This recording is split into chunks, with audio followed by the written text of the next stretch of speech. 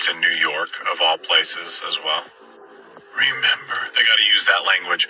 Remember, like, never forget. Oh yeah, that was a scam too, where hundreds of thousands, if not millions of people died over a fake war where 0 weapons of mass destruction were found so they could issue in the Patriot Act that was supposed to protect us, but instead spies on our own citizens here in America. Saddam is seeking and is working and is advancing towards the development of nuclear weapons.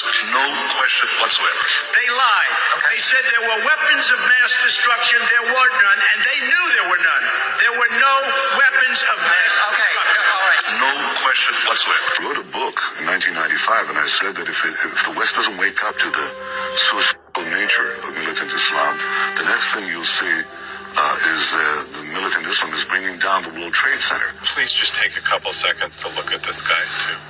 1,000, 2, 1,000. Happened over the last couple of years, and we still don't have an investigation on October 7th. And believe me, if the hands were clean of Netanyahu, you would have had an investigation and been out in 30 days.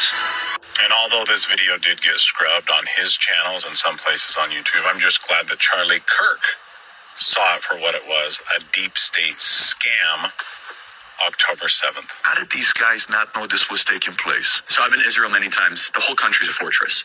When I first heard this story, I still had the same gut instinct that I did initially. I find this very hard to believe.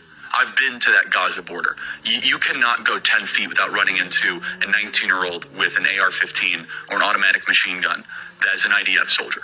Right, the whole country is surveilled, and so let me just kind of go through this. We don't talk about Israeli politics very often, and most Americans don't know this. The last 9 months, Israel was on the brink of civil war. It's not an exaggeration. This judicial stuff, there were hundreds of thousands of Israelis taking to the streets because Bibi Netanyahu was basically redefining the Israeli constitution. That's not an exaggeration, right? He said the judicial branch has too much power. There were protests planned this week against Netanyahu, where they anticipated tens of thousands of people to take to the streets. That's all gone, Patrick.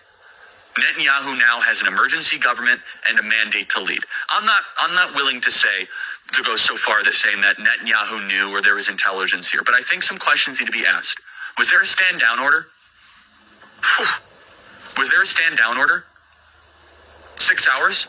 I don't believe it. And it wasn't just a stand down order. When you find out that Israel not only created but funded Hamas to go do that, to take that land,